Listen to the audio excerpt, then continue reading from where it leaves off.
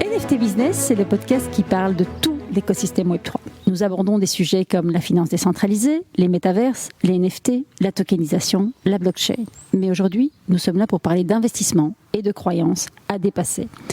On ne sait pas vraiment si c'est la technologie qui modifie nos comportements ou si c'est nos comportements qui poussent des startups à développer de nouvelles technologies. Une chose est certaine, les lignes bougent vite et fort. Et les seuls qui pourront en tirer parti sont ceux qui s'adapteront. La connaissance est le nouvel or, raison pour laquelle nous produisons ce podcast, car la connaissance qui n'est pas partagée, c'est de l'or qui se transforme en plomb. Je m'appelle Claudia Loma et je présente ce podcast avec Benjamin Boutin-Spark. Et aujourd'hui, nous recevons Margot et Sabina Klein, qui sont toutes les deux cofondatrices du site héritage.io. Alors, c'est un site qui est un service d'investissement dans le Web3 sous forme de tokens dans lesquels tout le monde peut investir à partir de 1 000 € seulement. Alors, l'idée de Margot et de Sabina, c'est d'inciter les particuliers à investir sans compréhension préalable de la technologie blockchain, ni même une compréhension des mécanismes d'investissement. Et l'idée, c'est d'obtenir un rendement entre 6 et 15% selon votre profil de risque. Alors Margot et Sabina, merci d'être venues jusqu'à chez nous, dans le sud de la France, à Potelière. Vous habitez Genève, donc ça fait quand même un petit bout de chemin, ça fait 5 heures de route. Merci d'être venues. Merci d'avoir accepté l'invitation sur NFT Business. Et je dois quand même planter le décor quand même pour nos auditeurs. Nous, on s'est rencontrés à Marbella. On est arrivés là via la même personne qui est Chantal Lang, avec qui on a également enregistré un podcast. Et on est arrivé là et c'est vrai qu'en fait dans la vie il y a parfois des jolis cadeaux et c'était un très très beau cadeau de vous rencontrer parce que vraiment d'abord coup de cœur professionnel et au-delà de ça coup de cœur personnel. Donc pour nos auditeurs qui nous suivent, on a beaucoup ri, on a beaucoup bu et on a décidé de se revoir parce que on s'est rendu compte qu'on avait plein de valeurs communes et surtout celle d'avoir plongé dans le Web3 de façon très instinctive, très naturelle, de façon très convaincue, en laissant nos croyances de côté. Et donc, la question c'est, Sabina, Margot, le Web3, pourquoi ? C'est une bonne question. Qui commence ? Bon, tout d'abord, merci Claudia, merci Benjamin. On est ravis d'être là. Ce cadre, il est juste magnifique.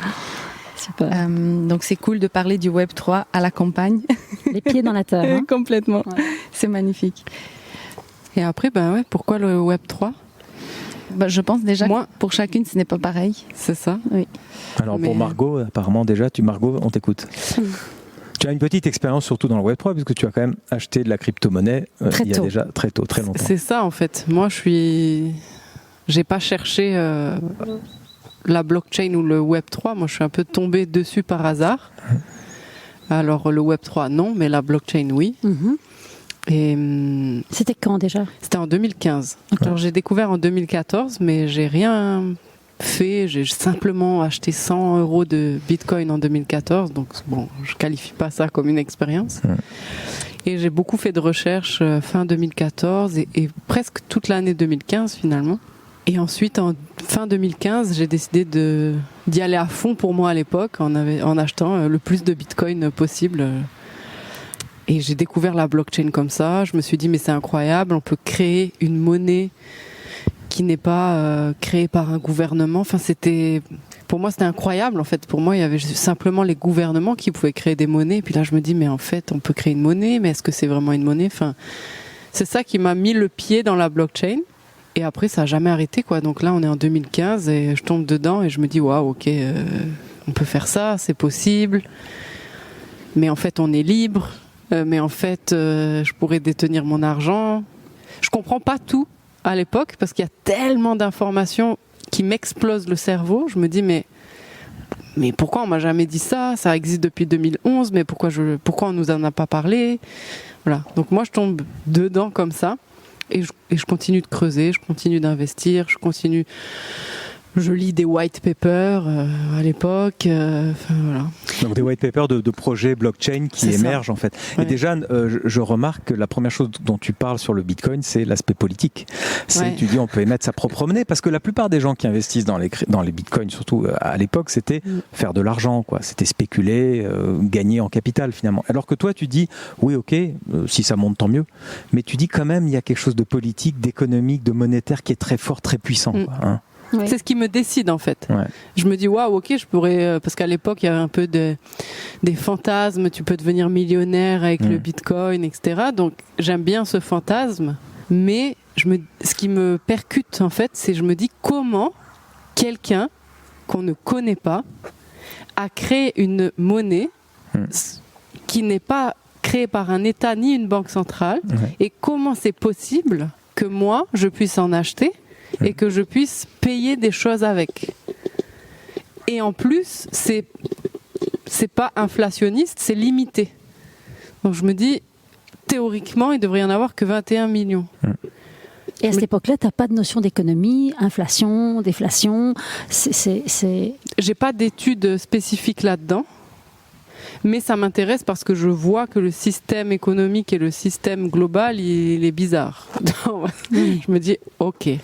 On rappelle 2015, c'était quelques années après la crise financière de 2008-2009, qui ont vu des banques faire faillite, des gens ne plus pouvoir débrancher, obtenir leur argent de la banque. Ouais. Et donc il y avait une perte de confiance énorme envers les banques, envers le système financier en général. Et les États. Et les États, et en plus on rappelle que quand même battre monnaie c'est interdit en fait par tous les États. C'est ça. Et donc le Bitcoin c'est battre monnaie, c'est-à-dire que c'est obtenir. Et je me dis comment on a laissé faire ça. Ouais, je comprends. Et je me dis c'est incroyable. Parce qu'ils n'y croyaient pas. Bah tant mieux d'un côté. Et je me dis attends, il y a parce qu'à l'époque je comprenais pas tout. Je me dis je peux aller sur internet et voir tous les mouvements de cette monnaie dans le monde. Ouais. Alors ok c'est anonyme, tu vois, c'est juste des adresses qui envoie à d'autres adresses, mais je me dis, ça veut dire que cette monnaie, on peut la tracer de A à Z dans le monde entier. Et je me dis, mais c'est incroyable. Oui. Et là, là, je me dis. Ouais. Et tu t'es mise en danger, tu as eu le sentiment de te mettre en danger là en 2015 quand tu as investi cette deuxième somme? Non. Pourtant, c'était une grosse somme pour toi à cette époque-là. Oui, pour moi, c'était vraiment énorme. Oui. Et je me suis dit, soit c'est génial, soit je ne veux jamais dire que j'ai investi dedans parce que j'ai pas envie qu'on se moque de moi. Ok. Qui tout double. Quand on dit énorme, tu nous avais dit tout à l'heure que c'était 1000. C'est 1600 €. 1600 €, ce qui. À cette époque-là, oui. Ouais, mais c'était un salaire pour moi. Ouais. C'était plus que mon loyer. Ouais. Enfin bon, c'était. Mais en fait, j'y crois à fond en fait. Je me dis, c'est impossible. Moi, je suis assez rationnelle. Limite un peu mathématique, mon cerveau, il marche. Donc je me dis, c'est mathématiquement impossible que ça ne fonctionne pas. Ok. Je me dis, il y a tous les fondamentaux. Alors je sais qu'il y a toujours un risque parce qu'il y a la politique, il y a plein de choses qu'on ne peut pas contrôler. Mais je me dis, c'est logiquement et mathématiquement impossible que ça ne fonctionne pas. Donc j'investis. Et à chaque fois que j'ai un peu d'argent, au lieu d'aller faire des boutiques ou je sais pas, j'achète. Ouais, tu investis en fait dans ton esprit, tu investis. Ouais. Mais pour moi, le but c'est d'acheter le plus de bitcoins possible. Ouais. Et je suis assez monomaniaque. Je n'achète que des bitcoins. Non, et pas d'autres cryptos, quoi. Ah, tu n'achètes aucune autre crypto-monnaie? Ouais. Ah, d'accord. Simplement des bitcoins. Donc moi, je crois pas trop à la crypto-monnaie. Hein. Je crois au bitcoin. Ah oui, tu es ce qu'on appelle une maximaliste, une bitcoin maximaliste. Je sais que maintenant je suis pas maximaliste, mais je me dis waouh, c'est le fondamental du bitcoin, j'achète quoi. Ok. Ce qui est intéressant, après Sabina, tu vas nous expliquer. Oui. Aussi. Ce qui est intéressant, c'est que tu parles de confiance, alors que vous donnez. Alors je sais pas si c'est des formations, mais on travaille justement sur la confiance. Oui, c'est du coaching aussi que vous donnez. Hein. Je sais pas si Sabina, je suis pas sûre que ce soit. Comment on définit votre activité aussi autre qu'investisseuse? Oui, alors bon, je vais peut-être répondre à la question. Quand je suis arrivée dans le Web3, on va faire peut-être le lien. En 2015, moi je suis pas du tout là où elle en est Margot, je sais même pas ce que ça veut dire un Bitcoin en 2015. Moi à ce moment-là, je suis en train de devenir millionnaire par du business en dur en Suisse. Je crée une entreprise tout à fait classique. Dans l'aménagement d'intérieur. Et je crois qu'on peut devenir riche que quand on aime. Non, mais à ce moment-là, je crois qu'on peut être riche uniquement en créant des entreprises. Okay. Je ne suis absolument pas connaisseuse en 2015 ni du Bitcoin ni de la crypto-monnaie. Je suis loin de ça. Je rencontre Margot en 2019 où je vais faire une immersion chez elle, où là je change de point de vue sur le business. Je vois que je n'ai pas de vision, que je suis en perte de sens totale dans mon entreprise. Et c'est à ce moment-là que je commence à en tout cas que je commence à m'y connaître de plus en plus, donc c'est quand même récent, et je comprends tout de suite que l'avenir il est là. Je comprends aussi que j'ai loupé mon train lors du Bitcoin, donc en 2014-2015, et je me dis par contre celui-là je le louperai pas. Et là on s'associe avec Margot, on commence à créer des entreprises. Et je sens simplement, donc je ne suis pas du domaine à la base, mais je sens que c'est ça l'avenir. Comme quand Internet a été créé, il y a des gens qui disaient c'est pour ou contre. Eh bien, si à l'époque j'avais pu le vivre, j'étais beaucoup plus jeune, je me dis là, c'est le moment. Il se passe donc je prends le train. Oui, je prends le train. Voilà comment j'arrive dans le Web3 concrètement. Ok. Donc c'est quelque part c'est Margot qui est l'élément déclencheur, le point de bascule. Oui. Et puis après ça parle à tes convictions profondes. Oui. Et aussi tout simplement dans le domaine digital. Moi j'étais en business en dur, Margot était en business digital.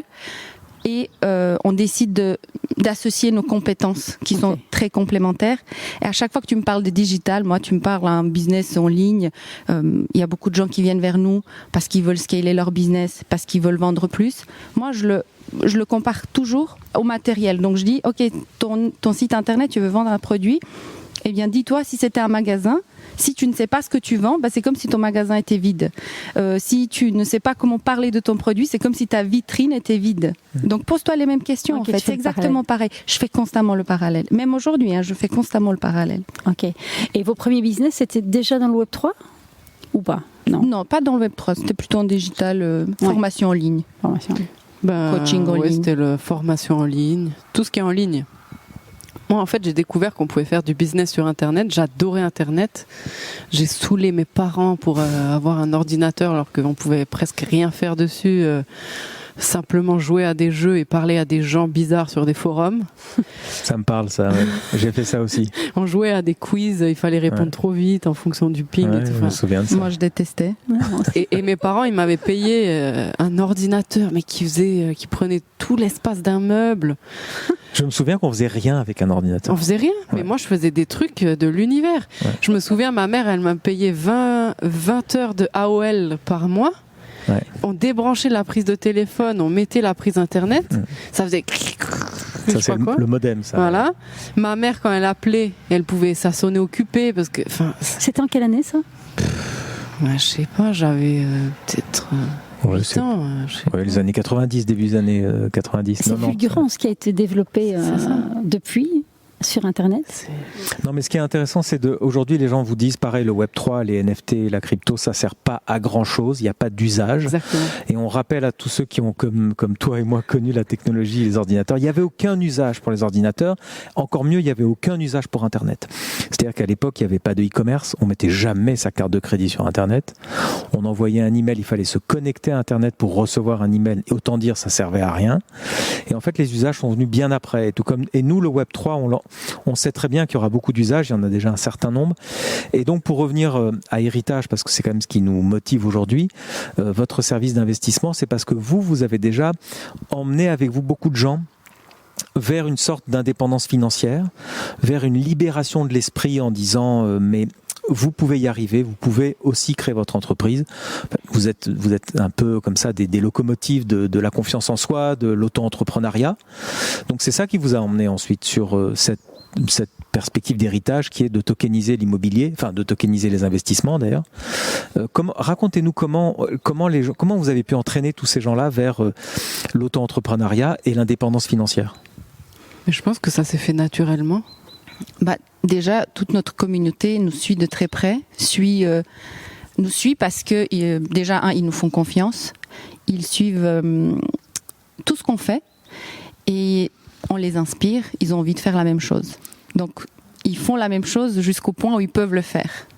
Quand Margot a commencé à investir, on a décidé d'investir des plus grandes sommes. quand il y a eu des NFT, etc. Metaverse. Et là, les gens se sont dit, waouh, mais moi aussi, j'aimerais pouvoir le faire. Et c'est là où on a compris, ok, donc il y a plein de gens qui voudraient le faire, mais ils n'ont juste pas les moyens de le faire. Mais donc ça veut dire que vous expliquez à votre communauté ce que vous faites. Donc, parce qu'il y a plein de gens qui investissent, qui spéculent, mais qui ne le communiquent pas. Donc vous, quelque part, vous embarquez votre communauté, oui. En essayant justement pas de les convaincre, mais en parlant de vous. Complètement, toujours. Voilà. Donc c'est quand même une très grande transparence, parce que oui. tout le monde ne le fait pas. On le dit d'ailleurs, investissez avec nous. Ok. Dans le Web 3. Ok, ce qui est intéressant, c'est que Margot a commencé par le Bitcoin, et puis vous êtes allé vers les NFT. Alors les NFT, pour rappel, à partir de fin 2020, ça a commencé vraiment à exploser. Oui. Avec souvent des artistes d'ailleurs. Hein. On se souvient de Beeple qui a vendu son œuvre d'art 69 millions de dollars. Mais vous avez commencé à vous intéresser ce qu'on appelle aux collectibles. Les plus connus sont les fameux CryptoPunk, et puis il y a les fameux Bored Ape, là, les singes. Donc tout le monde a vu ça dans la presse. Tout le monde se demande mais pourquoi ces singes valent autant d'argent. Vous en avez acheté. Et peut-être vous pourriez nous expliquer de quelle façon on rentre dans la communauté des Bored Ape. Donc quand on achète ce singe en NFT, ça procure quoi comme sentiment d'appartenir à cette communauté exactement? Concrètement, ça apporte quoi? Il y a plusieurs choses. Déjà, il faut comprendre le monde du digital. Ouais. D'accord? Donc aujourd'hui, il y a beaucoup de gens qui se demandent vraiment si le métaverse, c'est dangereux pour nos droits, pour notre existence, voilà. Et moi, j'expliquais très simplement qu'on était déjà dans le métaverse. En fait, notre vie aujourd'hui, le métaverse, c'est quoi? C'est un monde digital, tout simplement. Immersif. Mais aujourd'hui, on est déjà dans un monde digital. Il y a des gens qui postent des photos pour avoir des likes virtuels de gens qu'ils ne connaissent pas. Il y a des gens qui postent plein de contenu en ligne, plus ou moins bien après ça, pour avoir des likes, donc de l'appréciation virtuelle de gens finalement virtuels puisqu'on ne les connaît pas. Oui. Donc notre vie, elle est déjà, ça dépend après notre travail, etc. Et là où on habite, notre niveau social, etc. Mais si on est assez conservateur, on peut dire que 60 à 70% de notre vie est quand même globalement digitale. D'ailleurs, sur le digital, on ne fait pas que des choses pour avoir des likes. On fait nos réservations, on chatte, on parle avec nos enfants. Tu payes tes impôts. Tu fais tout. Tu fais tout, quoi. Tu parles avec ta mamie. Enfin, moi, je parle avec ma mamie en Zoom. Tu fais plein de choses en ligne, au final. Exactement. C'est digital. Je veux dire, moi, ma mamie, je lui parle. J'ai l'impression de la voir, mais on est dans un ordinateur, tu vois, au final. C'est digital. Donc, peut-être demain, je lui parlerai dans un monde immersif. Mais globalement, ça ne change pas tellement. Donc, c'est le prolongement, c'est la suite pour logique. Moi, c'est le prolongement. Donc, la communauté, elle est en ligne. On a déjà des communautés en ligne. C'est juste que là, on les a rassemblées de manière visible dans des clubs. Pour moi, c'est ça. Ouais. Et des clubs plus ou moins élitistes. Donc, pour moi, les Bored Ape, c'était un club assez élitiste, il faut quand même le dire, avec des tickets d'entrée minimum à 100 000. Ouais, rappelons que les Bored Ape, il y en a 10 000, uniquement 10 000 exemplaires. Hein. Sont effectivement des images graphiques qui représentent effectivement ces singes dans plein de positions différentes avec des casquettes, etc. Qui sont générés par des algorithmes. Générés par un algorithme, exactement. Il n'y en a que 10 000, donc tu as raison, c'est rare. Donc déjà, il n'y a que 10 000 personnes, ou en tout cas, il n'y en a que 10 000. Et en plus, le ticket d'entrée est cher. Hein. On est vraiment sur 100, 200 000, 300 000 dollars. Donc pour moi, j'ai juste vu une traduction des clubs, des country clubs, des networking clubs sous forme blockchain en fait. Ok. Mais aujourd'hui, il y a encore de la synergie dans cette communauté. Vous participez à cette vie communautaire? Par exemple, on fait partie d'un club francophone de détenteurs de Bored Ape. Ok. Tu vois, on s'est retrouvés à Marbella. La personne qui nous a invités, c'est Stéphane. Et il y a eu une synergie parce qu'il a aussi un Bored Ape. Ouais. Donc, c'est grâce à ça que nous nous sommes rencontrés, Claudia. Ok. Tu vois? Ah ouais. Je savais pas ça. Avec vous? Oui, mais finalement, si tu remontes. Oui. Je savais pas que le lien avec lui, c'était ça. Non, mais parce que la question de Claudia, c'est qu'il y a des réunions de possesseurs de Bored Ape à New York. Il y a les fameux Ape Festival. Oui. Est-ce qu'en Europe, est-ce qu'en Suisse, là où vous vivez, il y a des réunions de propriétaires de Bored Ape où pour rentrer dans ce club, il faut montrer qu'on a le NFT? Oui. À Genève, à Paris. Il y en avait une à Lausanne aussi. Ouais. Voilà. Après, j'imagine il y en a d'autres, peut-être à Zurich. Vous y étiez, vous, en tout cas. Alors, nous, on n'est pas allés, mais on pouvait y aller. Vous pouvez y aller. On n'était pas en Suisse à ce moment-là. Ouais, d'accord. Et j'étais dégoûtée, d'ailleurs. Oui. Mais on voyage beaucoup, donc on ne peut pas être partout. Mais oui, moi, j'ai rencontré beaucoup de gens. En fait, ce que tu dis, en fait, ce qui me semble intéressant, c'est que tu n'as pas acheté ça parce que tu aimais le singe. Tu as acheté ça parce que ça prouvait le lien d'appartenance à une communauté et donc un signe de reconnaissance. On se reconnaît quand on est dans la même ville. Et donc, oui, c'est le club 3.0, quoi. Exactement. Et moi, j'ai aussi un point de vue. Moi, je sais très bien faire de l'argent avec de l'argent. Et faire de l'argent avec des trucs que j'aime. Donc tout de suite j'ai compris le potentiel qu'il y avait à spéculer là-dessus. Okay. Donc je me suis dit attends, je peux me faire des amis qui ont les mêmes centres d'intérêt que moi. Je peux aussi faire des partenariats business et je peux gagner de l'argent. Je me suis dit ok, c'est incroyable, on l'a créé pour moi, c'est un cadeau, c'est voilà. Donc et au début je pensais que c'était pas solide, trop beau pour être vrai. Je me suis dit ça va monter, ça va redescendre très vite.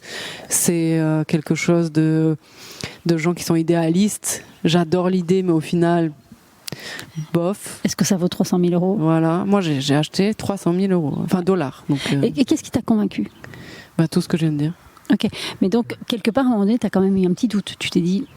Moi, je dis toujours, je suis conservatrice. Donc sceptique dans un marché très risqué. C'est mon profil.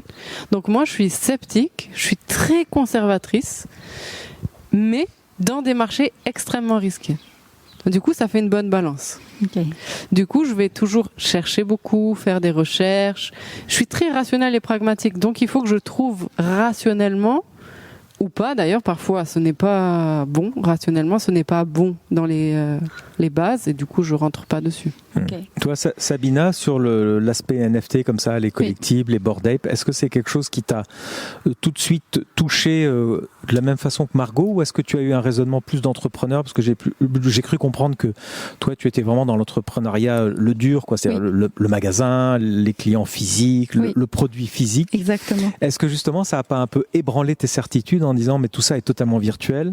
Comment tu as vécu ça ? Alors non, moi je l'ai tout de suite transposé, c'est-à-dire je me suis dit donc dans la vraie vie c'est un nouveau système, c'est un nouveau mode de réseautage, c'est un nouveau mode, j'ai dit à Margot, c'est comme un peu un système d'abonnement, tu vois, tu peux être abonné à un club, bénéficier des services que tu ne peux pas autrement si tu n'as pas cet abonnement-là.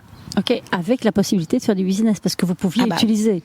Oui, toujours dans le business. Puisque je parle toujours professionnellement. Oui. Voilà, mais là, on rappelle quand même qu'en achetant ça, vous héritiez d'une partie des droits intellectuels, et donc vous pouviez développer des business sur base de ça. Un restaurant, des collections de t-shirts si vous aviez envie, ouvrir une galerie d'art qui s'appelle Bored Ape, enfin Dieu sait quoi. Oui, comme dans la vraie vie, si tu fais partie d'un country club, comme dans la vraie vie, si tu fais partie de n'importe quel autre réseau qui va te donner accès à certains types de personnes qui ont les mêmes valeurs, le même raisonnement, où tu ne vas pas perdre ton temps ni ton énergie à convaincre de quelque chose, mais on va ensemble la même chose. Tu n'allais pas t'afficher quand il y a eu Internet, tu n'allais pas t'afficher à la campagne et essayer de convaincre le village qu'est-ce qu'Internet va faire. Il est venu, ils ont dû s'y faire à un moment donné. Tu allais parler avec les gens qui étaient déjà convaincus d'Internet, donc tu vas dans ce réseau-là. Donc pour moi, c'était la même chose, mais sauf dans le virtuel. Voilà. Donc moi, je le transpose tout de suite dans la vie réelle. Comment moi je l'imagine ? Une sorte d'abonnement, accès au réseau, possibilité de business, possibilité de faire de l'argent, qu'est-ce qui va prendre la valeur, tu achètes quand c'est moins cher, tu revends quand c'est plus cher, et ainsi de suite. Enfin, comme dans la vraie vie. Et par exemple, aujourd'hui, alors je vous ai posé la question en off, mais je vous la pose ici pour nos auditeurs. Aujourd'hui, le fait que le marché des NFT se soit un peu effondré, est-ce que ça a ébranlé votre confiance, ou est-ce que vous vous dites j'aurais pas dû investir autant d'argent ? Moi, je suis très contente. Oui, tu y vois une opportunité d'achat. Complètement. Moi, j'espère que les gens continuent à vendre que je puisse racheter encore plus bas. C'est comme quand l'immobilier baisse. Ceux qui sont dans le domaine, ils se disent yes, c'est le moment de racheter un maximum. Vous avez des réflexes d'investisseurs, de vrais investisseurs. Et d'entrepreneurs aussi. Oui. En fait, un entrepreneur, c'est quoi ? Comment un entrepreneur, tu sais, on dit ouais, il gagne 1 million, 2 millions. Mais en fait, c'est quoi un entrepreneur ? Tu achètes quelque chose de bas et tu le revends plus cher. Et tu lui amènes de la valeur ajoutée. Donc, il y a deux façons de faire ça. Soit tu amènes de la valeur ajoutée, soit tu es un peu fainéant, mais tu es un très bon analyste. Si tu es un très bon analyste, tu achètes bas, parce que ta capacité d'analyse est très pointue. Donc, si tu es un très bon analyste immobilier, tu ne vas pas chercher à ajouter de la valeur à un bien. Tu vas acheter très bas. En fait, ta valeur, c'est ton analyse. Mais voilà, exactement. C'est ça. Et moi, j'ajoute de la valeur dans mes business. Ça me suffit. Donc, dans l'investissement, j'analyse. Donc, moi, je suis très patiente. Je fais très peu d'actions. Mais j'achète au bon moment, j'attends. Et je revends au bon moment. Je répète quand même qu'on est dans un petit village de France. J'adore. Et que, comme dans tous les villages de France, il y a une église et des cloches. Et comme disait Michel Onfray à ce micro, ça nous ramène à l'essentiel. Voilà, quand on entend ça. C'est ce que j'étais en train de penser. On relativise tout complètement. Ça. En tout cas, c'est très intéressant ce que tu dis, Margot, parce que d'abord, ça rappelle que investir, et ça tombe bien, on se tue à le dire à tout le monde, investir, c'est de la patience, beaucoup d'analyse, beaucoup de réflexion. On n'investit jamais sur un coup de tête. On n'investit pas parce que tout le monde y va en même temps. Au contraire, on y va quand peu de gens y vont, en fait, d'ailleurs. Et même si on écoute son instinct, on n'y met pas de l'émotionnel. En tout cas, on essaye. En fait, on est humain, donc on va toujours y mettre un peu d'émotionnel. C'est normal, c'est ce qui nous fait bouger. Mais c'est pas ce qui doit motiver la décision, pour moi. Donc, moi, quand le Bitcoin baisse, quand les NFT baissent, je suis très très contente. Ok, mais alors, justement, tu es très contente, enfin vous êtes très contente, super, mais c'est quoi votre vision pour l'avenir ? Parce que, est-ce que ça va remonter ? Et pourquoi et comment ? Quand on me pose cette question à chaque fois, c'est comme si on me dit... Et alors, je ne sais pas si tu as vu cet article, ça tournait beaucoup sur Internet, sur LinkedIn.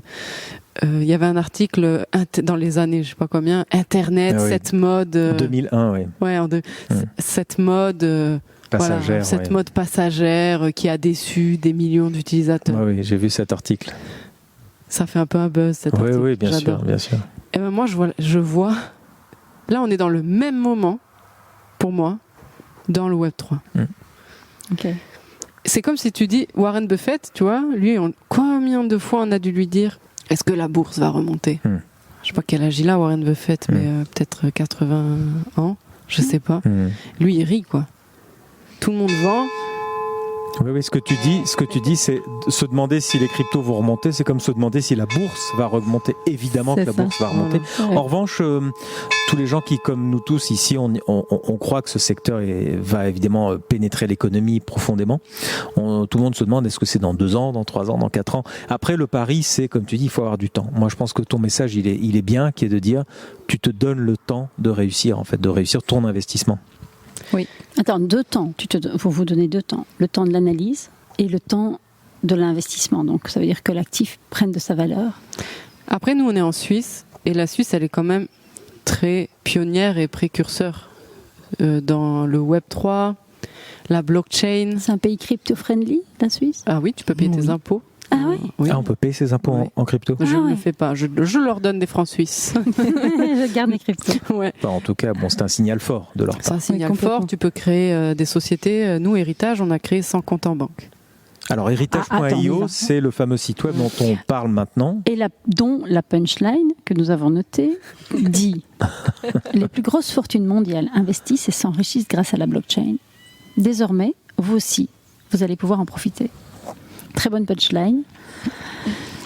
Alors, parlons d'héritage. Voilà, vous avez donc, tu dis en Suisse, donc vous êtes en Suisse, vous avez ouvert une centaine de comptes en banque en Suisse pour cette société. Non, 100 comptes, 100 S-A-N-S.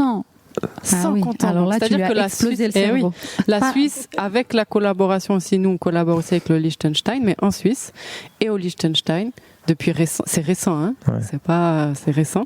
Tu peux créer des entreprises sans compte en banque. Ah, ok. Pas 99 plus 1. Non. 0. Donc je trouve que c'est un signal fort parce que la Suisse et le Liechtenstein sont quand même 2 pays où c'est quand même des banques. C'est le cœur de leur business, les banques. C'est ça. Oui. Donc là, tu te dis, ok, la majorité du chiffre d'affaires de l'entreprise Suisse et Liechtenstein, c'est les banques. C'est un pays de banquiers. Le système bancaire est extrêmement robuste, très performant, les banques privées, etc. Et donc, je trouve que c'est vraiment précurseur et très fort comme signal que ce pays-là décide d'être pionnier à fond sur la blockchain et les cryptos. Donc pour moi, il n'y a pas de signal plus fort. C'est-à-dire même si, admettons, moi, la Suisse est meilleure que moi. Ils ont des avocats, des analystes, ils savent des choses que j'ignore et ils y vont à fond. Attends, mais donc ça veut dire qu'en fait, c'est en faisant ça, c'est assumer le soutien qu'ils portent à toutes les startups de développer des usages et du business basés sur la crypto-monnaie. Oui. Donc en gros, c'est je m'efface derrière cette technologie, allez-y, on vous apporte notre soutien, quoi. Oui, ou en tout cas, on donne la porte grande ouverte. Ouais. En tout cas, Énorme. bien ouverte, oui, tout à fait. Énorme. Donc sans compte en banque. Alors, ça marche comment quand on n'a pas de compte en banque? Les gens te payent en crypto. Donc tu es en crypto. Et il y a aussi des sociétés en Suisse qui sont des organismes financiers, des intermédiaires financiers, qui peuvent faire le pont entre le fiat monnaie, donc les euros, le franc suisse, l'USD, et la crypto. Donc il y a des entreprises spécialisées en Suisse pour ça. Mais donc ça veut dire que moi je suis donc je me dis ah tiens, je suis Margot et Sabina sur les réseaux, ces filles incroyables, elles m'inspirent, j'ai envie de mettre un pied dans la crypto, j'y connais rien, franchement je sais pas ce que c'est la blockchain et tout, mais je me dis que ouais, j'ai envie de tester le truc. Je suis pas moi je suis pas trader, c'est pas mon métier. Ok, je prends 1 000 €, je vais essayer. Oui. Donc je peux vous donner 1 000 € en francs suisses. Oui, alors pas à nous. Pas à nous. À qui? Tu vas créer ton... Là, je fais toujours le parallèle avec la réalité. Donc, c'est comme ça que je parle à tous mes amis qui sont pas spécialement dans la crypto. Je dis, tu imagines, tu as ton portefeuille, le vrai, là, en cuir ou pas. Mais en tout cas, ton vrai portefeuille. Tu dois le créer en digital. Donc, tu télécharges une application qui s'appelle Bridge Wallet. C'est sur cette application... Sur votre site, qui est via notre site héritage.io, okay. Exactement. Sur cette application Bridge Wallet, tu prends tes 1 000 € que tu vas transférer en soit Ethereum, soit stablecoin. Et là, tu convertis tes 1 000 € en crypto. Et c'est la personne qui choisit. Si j'y connais rien, je fais quoi? Entre deux, ouais, alors on peut être. Alors si tu connais rien, tu peux aussi être conseillé, puisqu'on a mis une équipe en place. Vu qu'on part du principe que ce sont des gens qui ne connaissent pas la crypto, mais qui aimeraient mettre un pied dedans, nous avons une équipe en place qui répond au téléphone, qui accompagne la personne de la création de l'application, donc pour télécharger l'application jusqu'à convertir son argent en crypto, pour pouvoir ensuite accéder aux 3 différents tokens qui sont sur Héritage, qui représentent 3 profils différents d'investissement. Mais qui sont au même prix. Exactement. Un token, c'est à partir de 1 000 francs suisses. Ok. Tu peux aller, admettons, si tu as envie d'investir, je mets 9 000 €, eh bien, tu peux investir sur les 3 tokens, 3 000, 3 000, 3 000. Ok. Voilà. Ou tout miser sur la sécurité. Tu mets que 9 000 sur le token 1, donc héritage 1, ou alors tout miser sur le plus risqué, où tu peux le plus gagner, ce qui peut aller jusqu'à 15% annuel. C'est le héritage 3. 3 profils de risque. 3 profils de risque. 1, c'est-à-dire dans les 6%, comme tu disais. Exact. Comme vous disiez, ouais. C'est-à-dire on prend un risque modéré, on va dire, et puis 2, on prend un peu plus de risques, et 3, on prend beaucoup de risques, mais tu peux gagner plus. On peut gagner plus. Mais ça, c'est alors dans la vie. Oui, c'est ça. Est-ce qu'on sait dans quoi vous investissez? Dans les NFT. Okay. Et c'est précisé, c'est transparent. C'est expliqué, c'est décrit lesquels. Ok. Voilà, si tu veux savoir plus. Oui. Après, mes copines, honnêtement, elles s'en fichent complètement et elles y comprennent rien de toute façon. Parce qu'elles vous font confiance.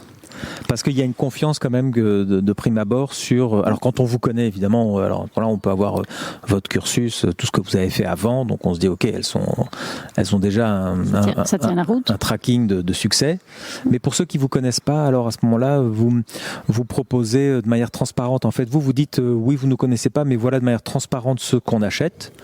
À vous de faire votre due diligence. En fait, à vous d'aller vérifier que ces collections NFT, ces PFP, donc ces collectibles NFT, vous voyez comme on investit sur des blue chips, ce qu'on appelle des blue chips, c'est-à-dire des collections très en vue, qui ont déjà bien marché, qui peut-être subissent justement un bas de marché, mais qui ont un potentiel pour remonter de manière assez forte. Oui, quand on les revendra, vous aurez votre part. Oui. Et comme disait Margot, tout est transparent sur la blockchain. Effectivement, on peut tout vérifier. Et c'est ça un peu votre leitmotiv, contrairement aux fonds d'investissement actuels, où tout est assez opaque. Hein. C'est vrai que même la banque, quand la banque vous dit investissez dans mon produit financier, on ne sait pas trop ce qu'il y a derrière. Quoi. Oui. Ouais. Surtout, ils font bien en sorte que tu comprennes pas trop. Ouais. Avec des mots bizarres, tu sais même pas d'où ils sortent. Ouais, ça, les banquiers savent bien faire ça. Ouais.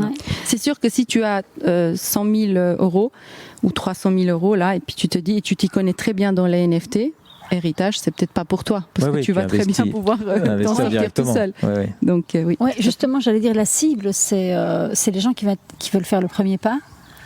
Et aussi ceux qui veulent, tu vois, qui ont... Parce que même si tu as 300 000 euros, moi j'ai acheté par exemple un Bored Ape. Bon, eh ben je suis exposée à 300 000 euros sur une image. Ah oui. Là, tu vois, c'est ce qu'on appelle une ligne de risque, tu es 100% exposé. Donc en investissement, rationnellement, tu n'aimes pas du tout ça. Donc, moi j'ai aussi créé Héritage pour les gens comme moi, qui aiment être exposés au risque, mais qui sont rationnels et qui aiment bien diversifier leurs risques. Là, t'es plus liquide qu'une seule image. Parce que revendre une image à 300 000, c'est possible quand tu t'y connais. Mais les gens qui ont 300 000, on a des copains et ils ont 300, 400. Mais ils nous disent, mais je veux pas acheter une seule image, j'aimerais bien en avoir plusieurs, comme plusieurs actions en bourse, quoi. Ça serait... Oui, exact. Et si j'investis de l'argent chez vous, l'argent est bloqué. Non, c'est pas bloqué parce que en fait, c'est un token.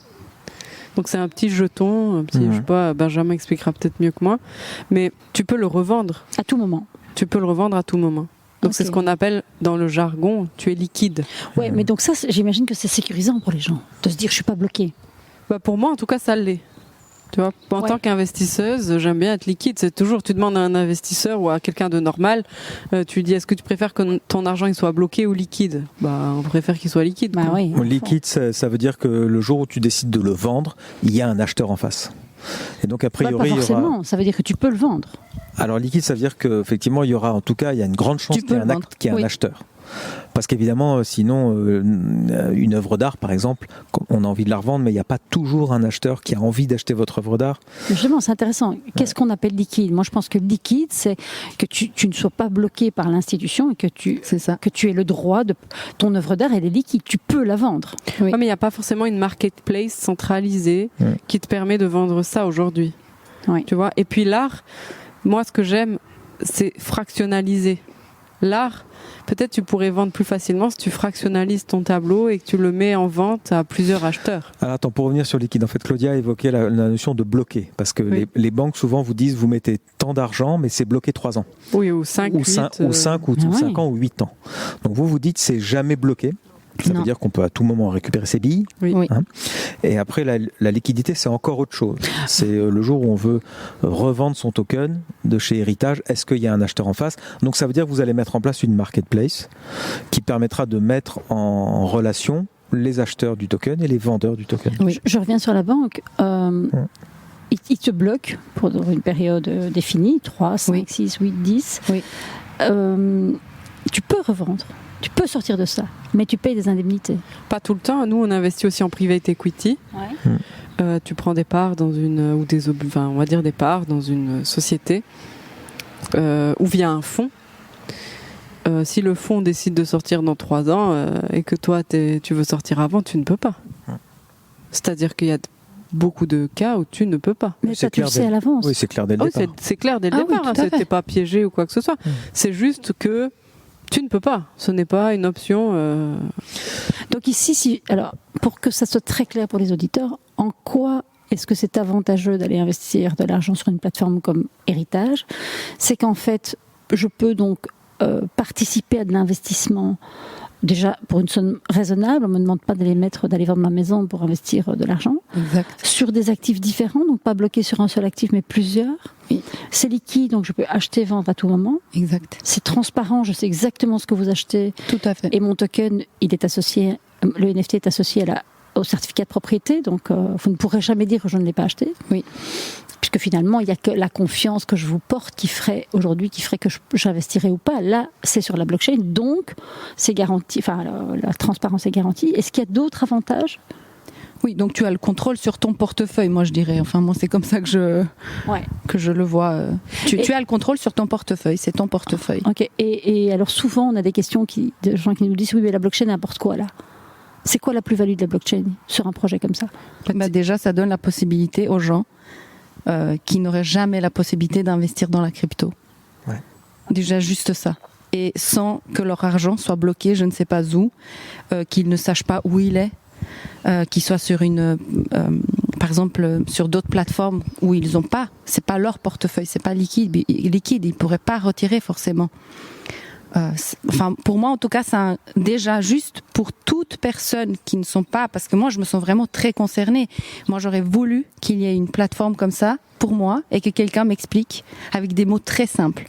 C'est pas grave. T'es pas bête si tu comprends pas la crypto. Tu n'es pas bête si tu comprends rien dans le Web 3. Tu n'es pas, parce que quand on comprend pas, on se sent vraiment hors coup là. En dehors, et on est hors du temps et on se dit mais my God, mais ils parlent, c'est des extraterrestres, mais de quoi ils parlent ? On sent qu'il y a un avenir, mais imagine, enfin moi je ne peux que m'imaginer la frustration que j'aurais pu ressentir de voir tous ces gens, alors que je suis entrepreneur, de voir tous ces gens, voir qu'il y a un truc qui se passe, voir qu'il y a des choses qui vont arriver dans l'avenir. Il y aura du changement et que je ne peux pas m'inscrire là-dedans. Et que soit j'y vais avec 100 000 et puis on verra, je croise les doigts, je sais pas trop dans quoi je mets. Et comme il a dit Benjamin, j'y vais, je fais un peu confiance comme ça et parce que tout le monde le fait, je le fais. Non, là c'est beaucoup plus réfléchi. Déjà tu peux commencer à partir de 1 000 euros, 1000 francs suisses. Et après, tu peux aller petit à petit. Tu vas à ton rythme. Si c'est pas pour toi, si tu le sens pas, tu peux toujours le revendre.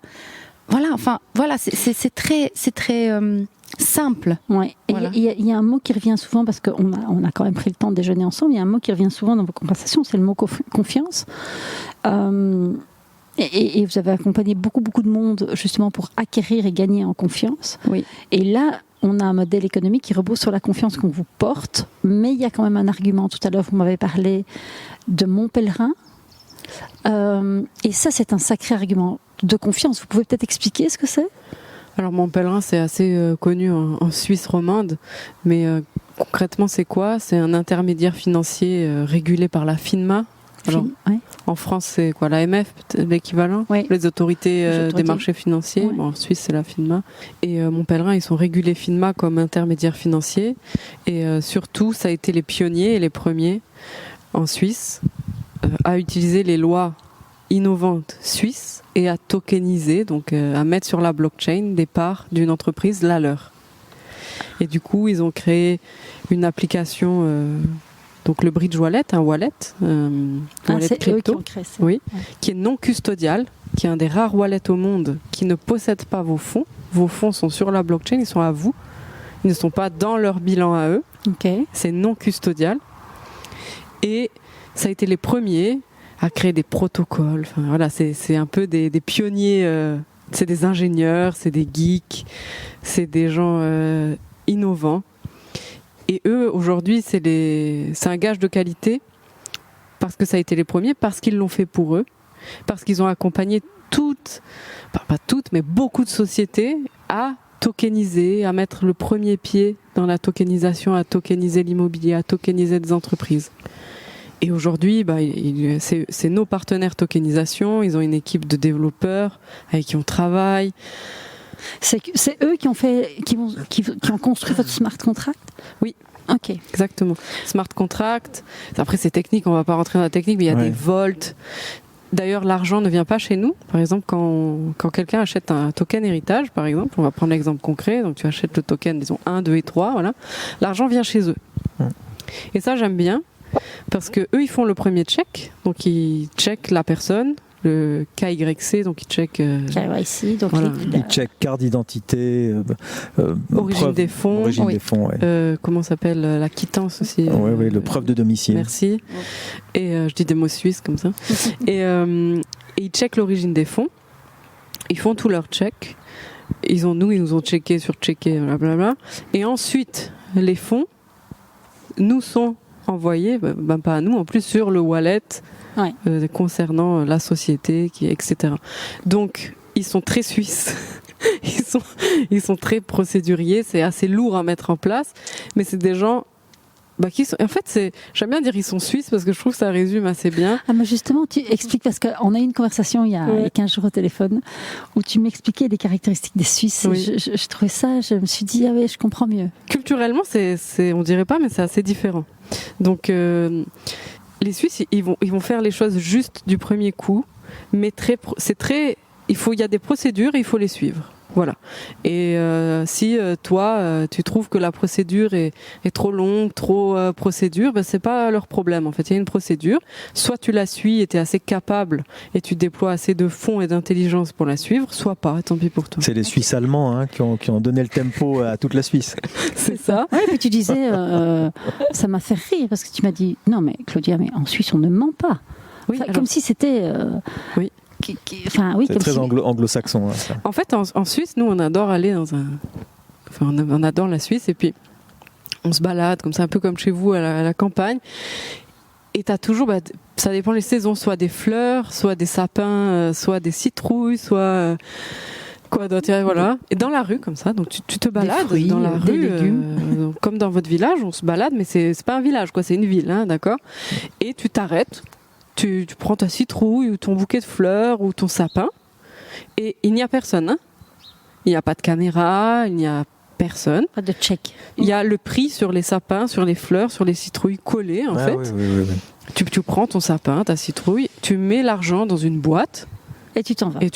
Et les gens payent, tout le monde paye. Tout le monde paye. Tu laisses même des pourboires parce que en fait tu as personne pour te rendre la monnaie. Donc si ta citrouille coûte 6 puis tu as 10, tu mets 10 en fait. Et oui, tu vas pas prendre 2 citrouilles pour 12. Non, c'est ça en fait. Je te dis ça parce que ça nous arrive, c'est-à-dire c'est 6, mais tu donnes 10 quoi. Okay. Puis tu te dis c'est super quoi, la personne elle aura un peu plus et puis. Donc c'est le pays de la droiture quoi. C'est ça. C'est très anglo-saxon.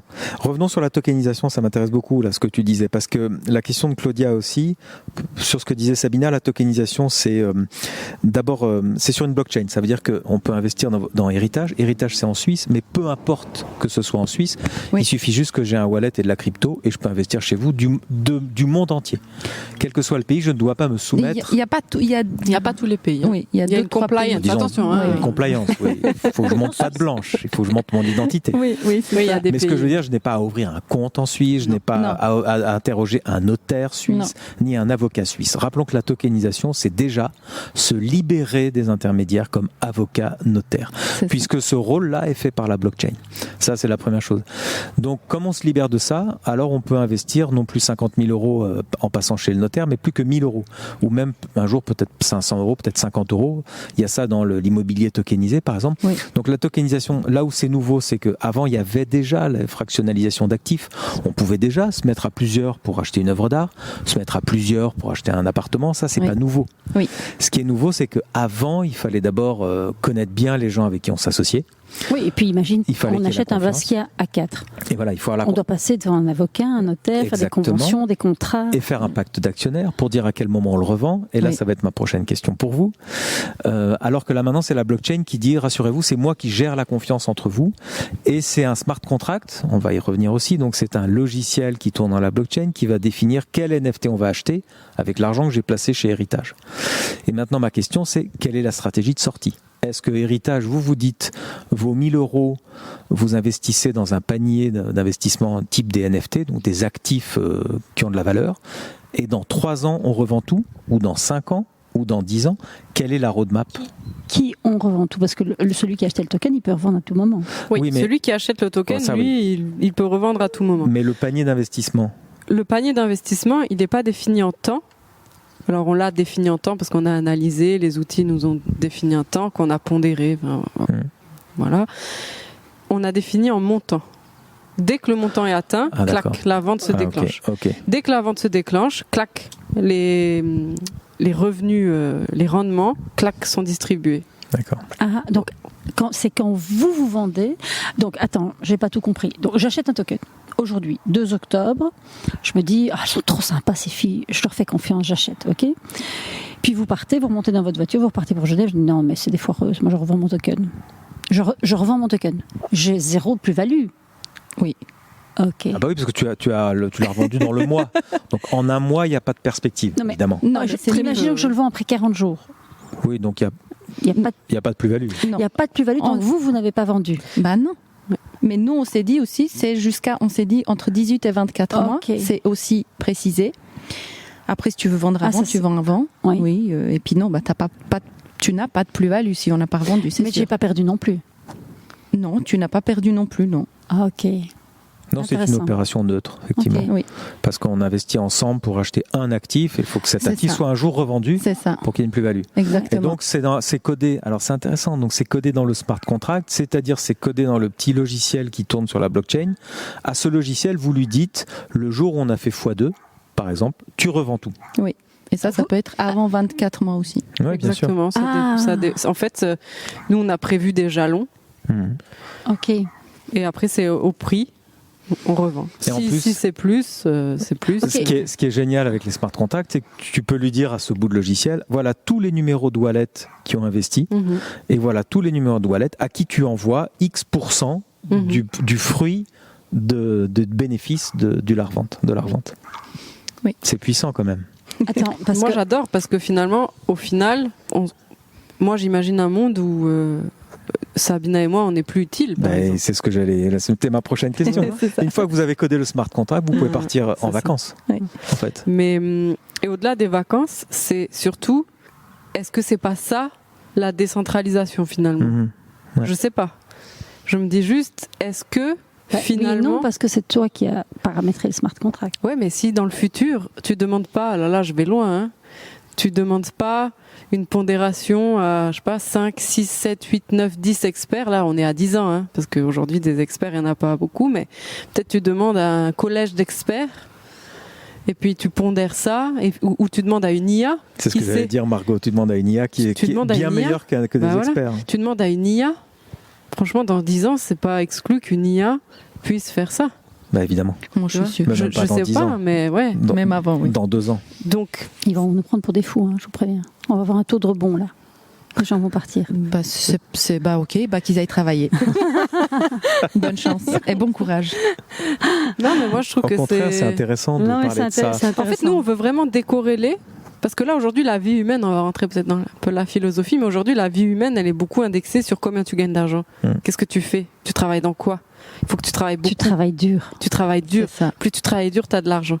Et je pense que notre rêve un peu secret avec Sabina, c'est de décorréler la vie humaine du travail et de l'argent, finalement. Tu vois? Comment si ton argent fait de l'argent.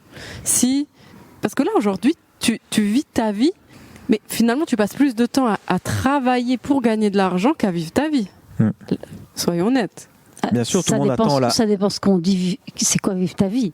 Non, les gens attendent la retraite. Globalement, on attend la pension ou la retraite pour profiter de la vie. Voilà. Oui. C'est l'idée générale de nos sociétés contemporaines. Bien sûr. Okay, donc le monde idéal serait de l'investissement conseillé et géré par une IA.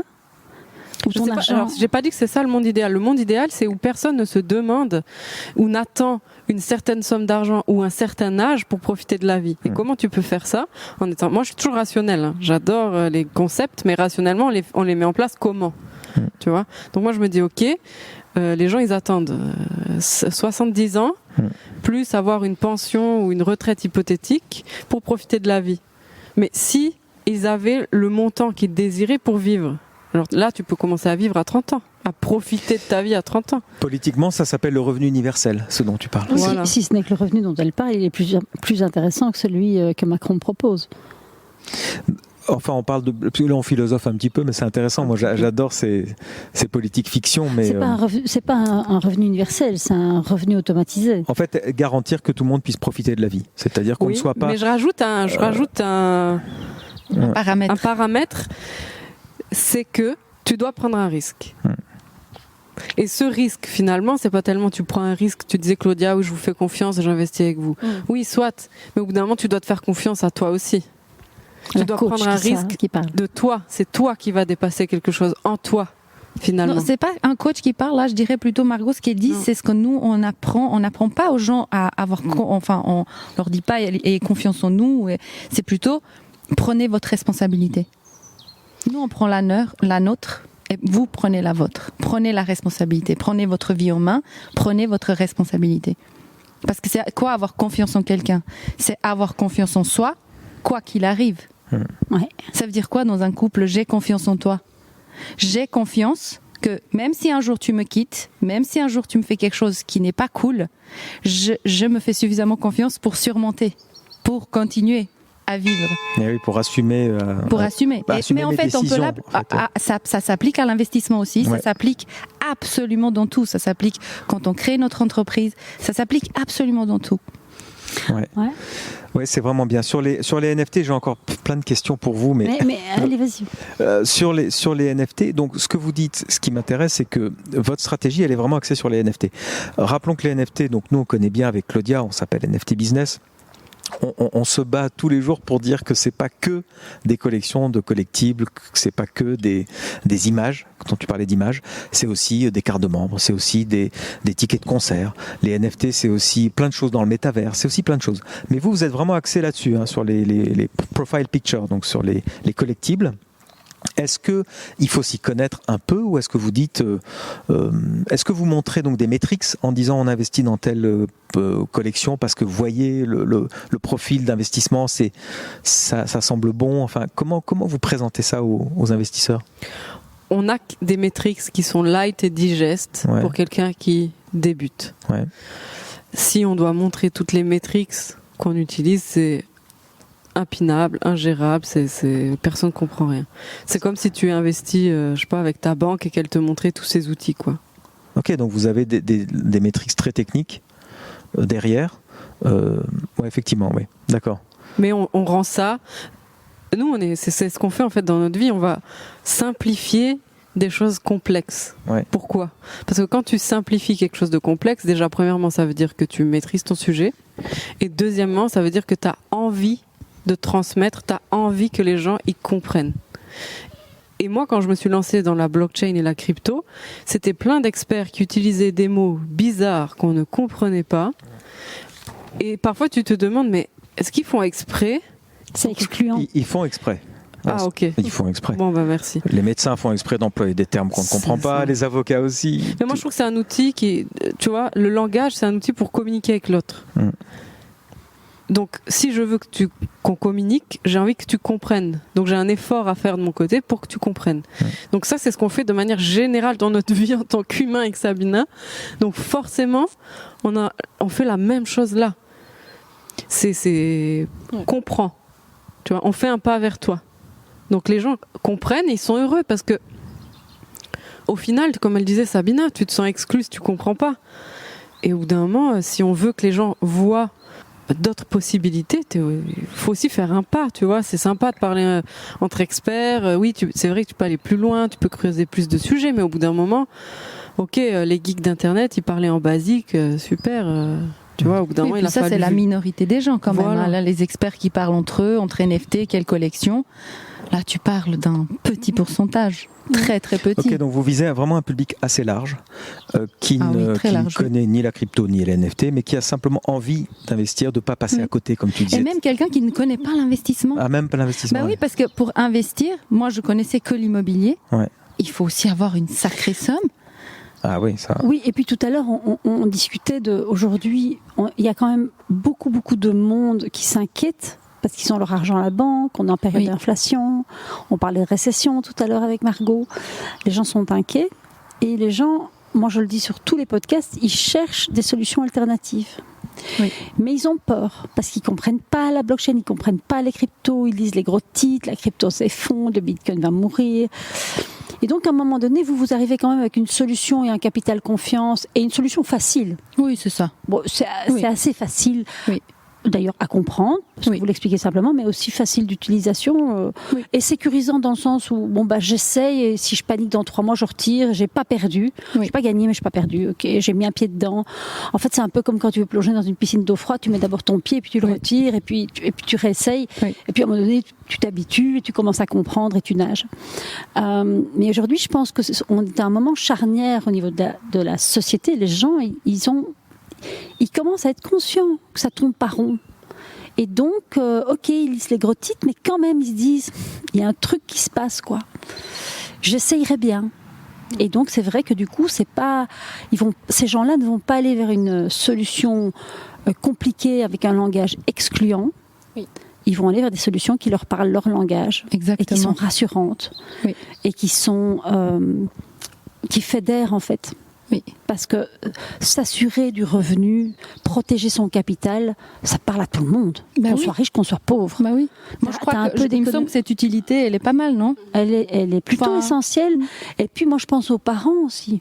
Oui. Aux parents qui économisent pour leur argent, pour leurs enfants, qui mettent de l'argent de côté tous les mois et qui, là, se rendent compte qu'en période d'inflation, c'est pas top d'avoir son argent sur un compte en banque. Oui. Ok, qu'est-ce que je peux acheter, quoi ? Acheter, tout le monde n'a pas non plus accès à la propriété. Oui. Et donc, comment je peux aller me sécuriser et chercher de la sécurité autrement ? Oui. Ouais. Et donc, moi, j'ai une autre question, c'est aujourd'hui, vous investissez sur des NFT, mais par exemple, moi, alors, même si j'ai un peu honte, on s'appelle NFT Business, mais moi, les NFT liés à des images, c'est loin de moi. C'est vraiment très loin de moi. Les collectibles. Les collectibles, tout ça, je n'investirais pas mon argent. En revanche, moi, des fois, j'ai envie d'investir dans des projets. Et ça me paraît compliqué parce qu'on est pressé comme des citrons, on court dans tous les sens, on n'a pas beaucoup de temps et tout. Est-ce qu'à un moment donné, vous allez proposer autre chose que des NFT ? Par exemple, là, la semaine dernière, on a mis en ligne un podcast que j'adore avec le projet Carbonable qui vous permet d'acheter des crédits carbone sous forme de token. Donc, ça donne accès au plus grand nombre à la possibilité de compenser son émission carbone. J'aime bien parce que c'est lié à l'environnement, c'est sur la blockchain, c'est des NFT. Et même si j'adore le projet, j'en ai pas acheté parce que j'ai manqué de temps. Et donc, je me dis, tiens, votre plateforme... C'est-à-dire que tu as manqué de temps ? Je manquais de temps d'aller acheter mon token, tout simplement, de faire le process. Alors que si vous me proposiez, vous, d'investir 1 euro, 2 000 euros, 4 000 euros sur des projets comme ça, qui sont tokenisés, adossés à des projets qui ne sont pas des images, des collectibles, je pense que j'irai plus facilement. Est-ce que ça, c'est quelque chose qui est dans votre roadmap ? En fait, avec Héritage, on a créé des innovations juridiques et techniques. Ok. Et l'idée, elle est innovante, tout. Donc après, dans ces tokens ou dans le fonctionnement global macro d'Héritage, en fait, tu peux fractionner tout ce que tu veux, tout ce qui est fractionnable. On pourrait fractionner ton terrain ici, tu vois, les gens voient pas, mais on pourrait fractionner un terrain agricole.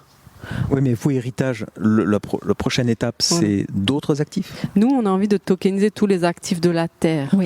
D'accord, oui. Okay. Mais, moi, toujours... Y compris notre terrain, là ? Écoute, nous allons signer un contrat, là. Non. Moi, c'est vraiment mon équilibre. J'ai beaucoup d'idées, mais je suis toujours rationnelle. Ouais. Donc, oui, j'ai envie. Ouais. On commence par quoi ?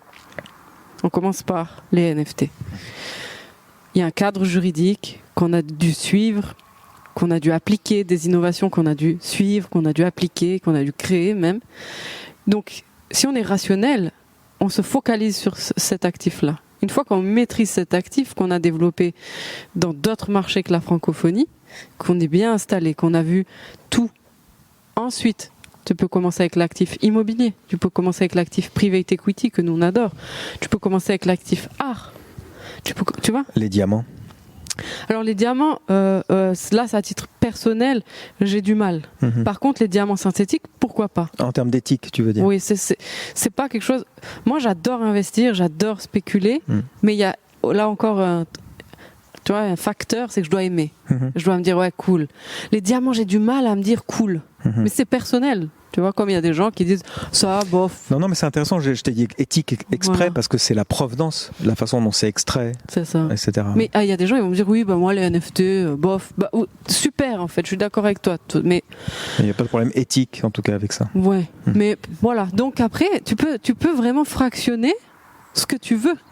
Moi, j'aime bien. Moi, je suis vraiment investisseuse, donc j'ai envie qu'il y ait des rendements. Si sur le papier, on passe tout et il n'y a pas de rendement, à quoi bon? Ok, on a fractionnalisé un truc qui vaut rien, quoi. Oui, mais quand tu dis fractionner, ça veut dire que la fraction, c'est moi qui l'achète, c'est mon token. Moi, ce que je me disais, j'imaginais un héritage comme un fonds d'investissement qui achète elle-même des NFT. Donc, par exemple, un NFT, un token realty ou des tokens realty, des tokens carbonables, des tokens X. Ok, vous achetez, vous faites un package qui ramène du rendement, et moi, j'achète une part, donc un token de votre fonds d'investissement. Là, tu le ferais? Ouais. Ok, bah tu attends quelques mois et tu mets d'abord dans les premiers héritages et ensuite on verra. Juste Claudia, j'ai une question. Tu as dit tout à l'heure, tu investirais dans quel autre projet? C'est quoi le projet? Mais tu n'as pas eu le temps. Oui, bah, par exemple. Carbonable. Et pourquoi tu investirais plutôt là-dedans que dans héritage, admettons? Ah non. Non, ou que dans NFT. Si. Dans Bored Ape, par exemple. Oui, voilà, c'est ça. Parce que Carbonable sont des projets dans la vie réelle. Dans la vie réelle. Qui concernent la nature, planter des arbres, etc. Mais pas que, parce que Realty, c'est pas très... C'est de l'immobilier, mais je sais pas, c'est quand même... Alors, moi j'en suis là, mais je pense qu'en fait, pour embarquer un maximum de gens qui n'y connaissent rien, c'est toujours mieux d'aller leur proposer quelque chose, un NFT qui est adossé à quelque chose de physique. En fait, là, moi, ce que je vois, Claudia, c'est super intéressant ce que tu dis. Et je pense qu'il y a pas mal de gens qui se disent la même chose que toi. Pourquoi je trouve intéressant? Parce que tu vas pas jusqu'au bout. Parce que tu parles comme si tu étais investisseuse, mais tu te comportes pas comme telle. Donc, soit tu te dis, tu es investisseuse, et tu parles comme une investisseuse, et tu dis, ok, moi, je n'investirai pas dans les NFT, par contre, j'investis là-dedans. Ouais. Mais tu dis dans quoi tu investis. Là, tu fais ni l'un ni l'autre. Tu joues en théorie aux investisseuses, mais dans la vie réelle, bah, tu en fais rien. Donc là, c'est pas une question est-ce que tu crois dans les NFT ou pas. Évidemment que tu peux te poser la question, ça peut te parler ou pas. Moi, je dirais plutôt, quand tu investis dans héritage, oui, là, c'est NFT. Mais moi, même si je m'y connais pas, je me dis, ok, le projet héritage, il a une utilité. NFT est un outil, comme elle dit Margot. Nous, on investit, on sait où on va gagner de l'argent ou pas. Donc, on sait si on va investir dans quelque chose qui va nous faire gagner de l'argent ou pas. Évidemment, chaque investissement a un risque. Ça va de soi. Mais dans le fond, le projet est bien plus que ça s'arrête que au NFT. Le projet n'est pas NFT. Là, on parle que de l'outil NFT. Le NFT là est un moyen NFT que tu achètes de pouvoir donner la possibilité à la majorité des gens de l'investir. Héritage. Oui, tout à fait. Oui, non. Ce dont parle Claudia, ce dont tu parles, c'est une œuvre, parce que les NFT, c'est une œuvre de l'esprit. Donc c'est une création. Les collectifs, typiquement, c'est une création graphique à la base, alors qui donne accès à un club. Non, je pense qu'on parle pas de la même chose. Elle parle du NFT. Héritage. Oui. Moi, je parlais pas du NFT héritage. Moi, je disais, ce que je trouverais intéressant pour aller embarquer plus de gens, c'est de leur proposer d'acheter le NFT héritage. Mais que vous, ce que vous achèteriez, c'est pas des Bored Ape. C'est pas ce genre de NFT-là. Oui, c'est ce que j'avais compris. Oui, on a tous compris la même chose. Okay. Mais simplement, comme elles investissent, j'essaie de comprendre. Oui. Donc, ce que dit Sabina, c'est qu'ils investissent dans des NFT type collectibles. Okay. Que sont les collectibles? À la base, c'est une création de l'esprit. C'est-à-dire, c'est une image. Une image, c'est comme une œuvre d'art, et je connais bien, je suis artiste. Donc une image, c'est une œuvre de l'esprit. Et on se dit 300 000 $, pour acheter une œuvre de l'esprit, c'est-à-dire quelques coups de crayon sur une tablette graphique, ça paraît cher payé. Claudia dit au moins 300 000 € quand j'achète un crédit carbone, donc un projet où on plante des arbres. Oui. Des arbres, ça se touche, ça s'embrasse. C'est un peu comme Margot qui dit, moi les diamants, non. En fait, il y a des choses qui nous... Et Margot dit les diamants non, parce que oui, ça se touche des diamants, ça peut même se porter au doigt. Ouais, mais en fait, là, je pense on réfléchit comme l'ancien monde. C'est pour ça que on bug avec Sabine. C'est ça. Parce que, en fait, alors, explique-moi concrètement la valeur du Bitcoin. Vas-y, bonne chance. Effectivement, alors ça, c'est une œuvre de l'esprit. C'est une œuvre de l'esprit qui a rendu je ne sais pas combien de gens millionnaires, multimillionnaires, milliardaires. Aujourd'hui, le gouvernement suisse accepte tes bitcoins pour payer des impôts. Alors, pour moi, tout est une œuvre de l'esprit. Ton immeuble, tu l'as imaginé avec ton esprit. Alors non, après c'est de la brique. Et après, donc, tu as mis se de la touche. brique. Ouais. Mais au départ, oui, là, on réfléchit comme nos grands-parents. Mais dans 10 ans, tu vas avoir que des œuvres de l'esprit. Moi, je suis d'accord. D'ailleurs, le NFT, c'est la possession digitale d'actifs immatériels. Intellectuels. Alors, tout ce qui nous entoure est œuvre de l'esprit. En fait, là, c'est juste un choc de deux mondes. Ouais. Et ça, on le comprend. Et on était à un sommet immobilier il y a quelques jours où on a fait une conférence devant 2000 personnes qui étaient des investisseurs immobiliers et on leur parle de NFT, tu vois. Donc, et en fait, certains comprenaient parce qu'ils se disaient ok, là l'immobilier, on fait de moins en moins d'argent avec l'immobilier. Donc mes parents faisaient plus, mes grands-parents faisaient plus. Maintenant, ça commence à bof. Et eux, ils se disent, ok, c'est vrai que je suis pas fan des trucs numériques, mais en fait, soit je m'y mets, soit en fait, je vais m'y mettre dans 10 ans quand ça vaudra plus trop le coup, comme l'immobilier. En fait, soit on est pionnier, soit pas au bout d'un moment. Et là, on essaie de comparer pour comprendre qu'est-ce que c'est, dans quoi on investit. Mais c'est quoi le Bitcoin ? C'est un gars qui a créé un algorithme en ligne, un protocole en ligne, et tu payes des impôts avec. La blague. Non, mais c'est des lignes de code. C'est des lignes de code. Certains mais on fait genre, tout le monde comprend. Hein. Bah oui. Donc, peut-être on comprend pas les NFT. Moi, je comprends très bien que Madonna, que le coach de Serena Williams, il a le même NFT que moi. Ça, je comprends bien. Ça, je comprends. Il y a aussi Eminem et Snoop Dogg. Voilà. Ça, je comprends bien, tu vois. Je comprends que quand je l'achète à un certain prix, je peux le revendre à un autre prix plus haut. Ça, je comprends bien aussi. Donc, pour moi, soit on fait ça dans l'art, j'adore l'art aussi, dans l'immobilier, c'est moins liquide, c'est plus lourd, il faut plus de montants, il faut parfois des crédits, des machins, des trucs. Soit je suis derrière mon ordi, j'investis des plus petites sommes, ou des plus grandes sommes si ça me chante, et je peux reproduire ce processus en ligne. Et pour moi, dans 10 ans, on ne parlera même plus d'immobilier. Ça sera... Parce que l'immobilier, aujourd'hui, c'est réservé à des entreprises ou des individus très riches qui veulent sécuriser leur argent parce qu'ils en ont trop et ils veulent défiscaliser. Concrètement, l'immobilier, aujourd'hui, ça permet à des entreprises de payer moins d'impôts, pas de gagner de l'argent. Par contre, mes grands-parents, je vois très bien comment ils ont fait de l'argent avec l'immobilier. Je me dis, c'était cool. Bon, moi, aujourd'hui...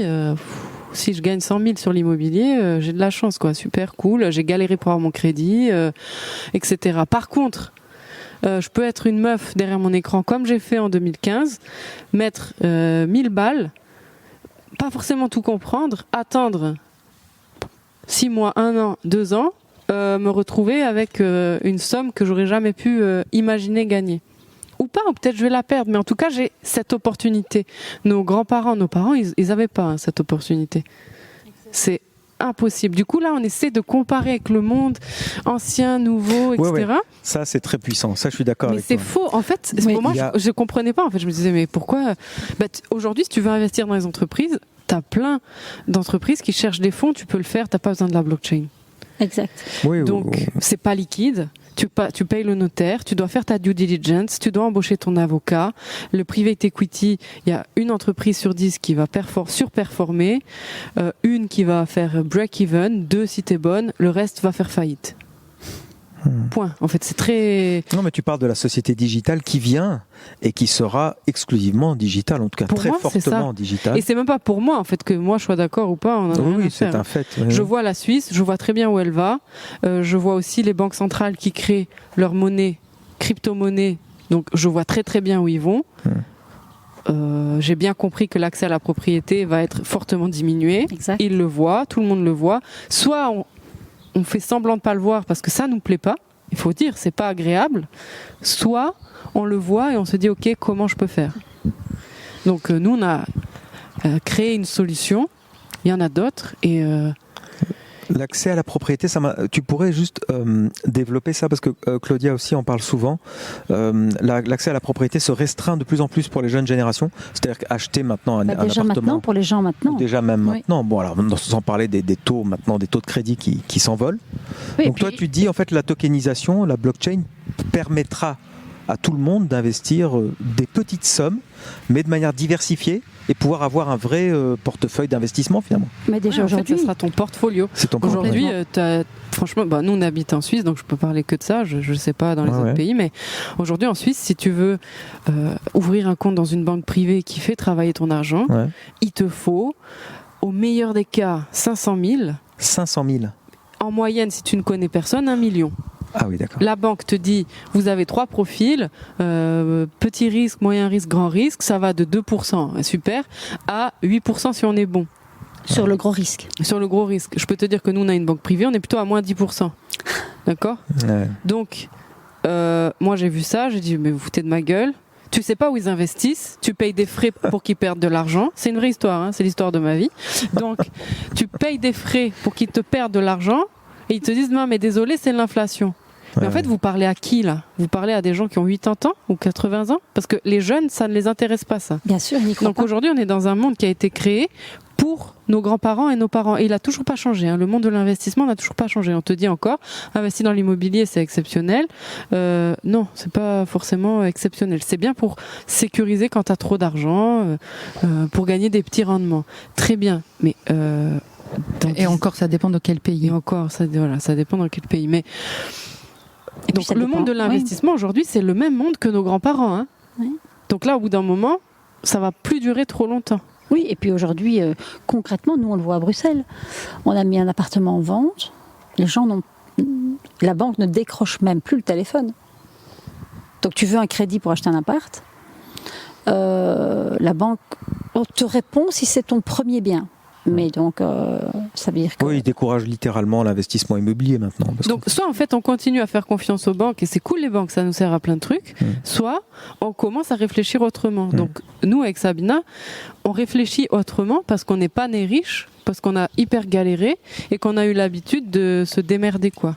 Du coup, on s'est dit, nous, on va inventer un système d'investissement que nous, on aurait pu avoir et on aurait aimé avoir, c'est tout. Donc si on doit résumer, parce que là on a carrément dépassé de 20 minutes le temps. Ah oui, là on s'est lâché, on a parlé d'avenir. On pourrait continuer encore 1 heure là.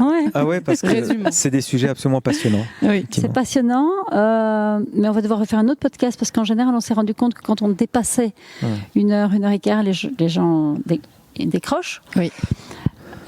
Donc on va garder le contenu pour un prochain épisode. Ça vous obligera à revenir à Potelière. Ah, avec plaisir. Mais donc si on pouvait résumer en une phrase ce que vous êtes en train de faire, c'est... Sabina va nous résumer, je le sens. J'ai même pas fini ma phrase. Oui, vas-y. Si on pouvait résumer en une seule phrase, j'ai oublié ce que j'allais dire. Sabina, la phrase. Je ne sais pas ce que tu voulais dire. Mais... Héritage, d'abord ça va être lancé. Ça donne accès au plus grand nombre, à l'investissement au plus grand nombre. Alors, à part de parler au plus grand nombre, à toute personne qui ne s'y connaît pas dans la crypto, mais qui voit bien qu'il y a quelque chose à faire, quelqu'un qui n'a pas eu l'occasion d'investir et qui a envie de commencer, il peut commencer déjà par là, mettre un pied dans le Web3. Donc, ils peuvent, ces gens-là, vous pouvez investir. Nous, on dit, on investit, vous pouvez investir avec nous dans le Web3. Donc, il y a héritage 1, 2 ou 3. Voilà. Bon, après, ça a été précisé. Ok, merci Sabina. Donc, c'est héritage avec un S.io. Oui. On mettra le lien dans la description et on mettra les 2 profils LinkedIn et on mettra aussi les comptes Instagram parce que ça vaut quand même le coup de les suivre. Alors n'oubliez pas d'aller sur notre site nftbusiness.tech pour enregistrer votre adresse email et recevoir notre newsletter.